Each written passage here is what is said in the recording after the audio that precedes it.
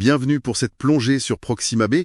C'est notre voisine la plus proche, hors du système solaire. On a un rapport assez dense là sur ce monde, découvert en 2016. Tout près, hein, 4,24 années-lumière. C'est ça, juste à côté, astronomiquement parlant. Notre but aujourd'hui, démêler un peu tout ça. Comprendre ce qui la rend si particulière. Parce qu'il y a un paradoxe, non? Taille terrestre, zone habitable, mais une étoile compliquée. Complètement. Et pour commencer, même sa découverte était assez spéciale. Ah oui. Racontez-nous. C'était la campagne Pale Red Dot. Un nom sympa, en clin d'œil au Pale Blue Dot de Carl Sagan. Et surtout, c'était très ouvert. Ils ont partagé les données presque en direct, le public pouvait suivre. Ah d'accord, c'est original ça. Oui. Et la méthode, c'est le vitesse radiale. En gros, on mesure comment l'étoile bouge un tout petit peu, à cause de la planète qui tourne autour, une sorte de petite danse, si on veut. Une danse très subtile, j'imagine. Extrêmement. On parle de variations de vitesse de l'ordre de 1,2 mètres par seconde. C'est la vitesse d'une marche lente. C'est l'instrument HARPS au Chili qui a permis ça. Une précision incroyable. D'accord. Alors, cette planète qui fait danser son étoile, qu'est-ce qu'on sait d'elle? Une sorte de jumelle de la Terre? Alors, jumelle, c'est peut-être un peu fort. Sa masse minimale est estimée un peu au-dessus de la Terre, entre 1,05 et 1,3 fois, disons. Ce qui suggère, oui, une planète rocheuse, une super Terre, comme on dit.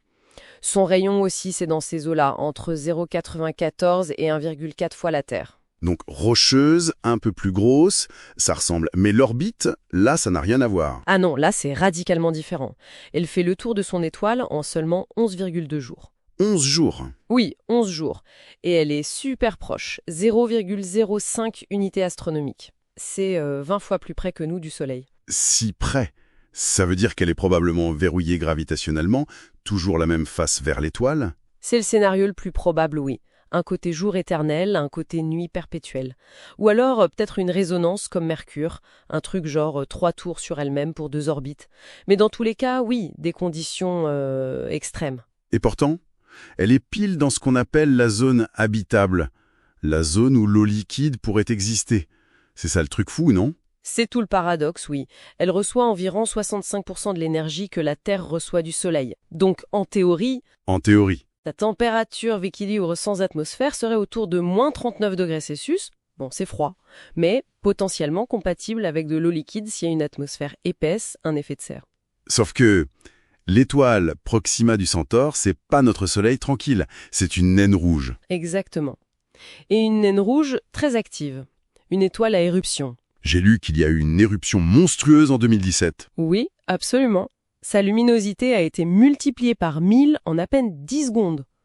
Imaginez l'impact sur une planète si proche. Ouch, ça doit pas être bon pour une atmosphère ou pour la vie. Clairement pas.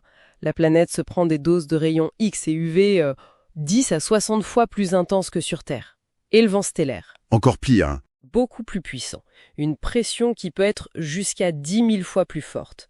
Les modèles montrent qu'une atmosphère comme la nôtre serait érodée très très vite, surtout s'il n'y a pas de champ magnétique global pour la protéger.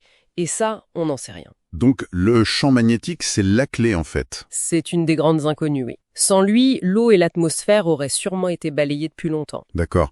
Alors si on essaie d'imaginer Proxima b, c'est quoi les scénarios? Un désert calciné et irradié. C'est une possibilité. Mais il y en a d'autres. Peut-être une atmosphère très épaisse, riche en CO2, un peu comme Vénus, à cause d'un effet de serre emballé.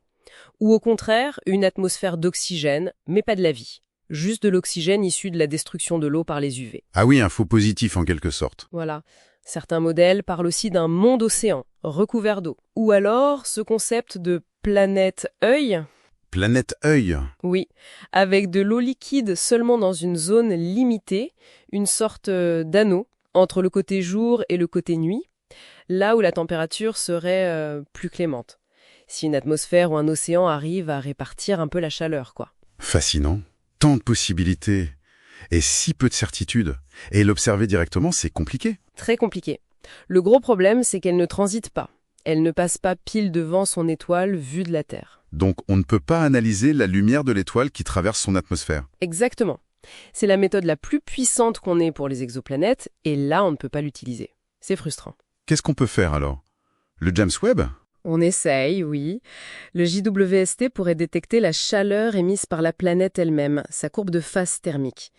Ça pourrait donner des indices sur la présence d'une atmosphère, d'un océan, sur comment la chaleur circule. C'est très difficile, mais on tente. Et puis, à plus long terme, on rêve d'imagerie directe avec des télescopes comme le futur HWO. Voir la planète comme un point lumineux séparé de son étoile.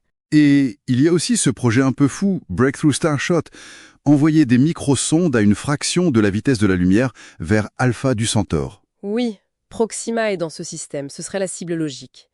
Mais bon, ça c'est encore de la science-fiction pour l'instant. Donc si on résume, Proxima b, c'est une planète de taille terrestre, rocheuse, dans la zone habitable, mais sous un climat stellaire potentiellement infernal. C'est exactement ça. Un laboratoire incroyable, juste à côté de nous.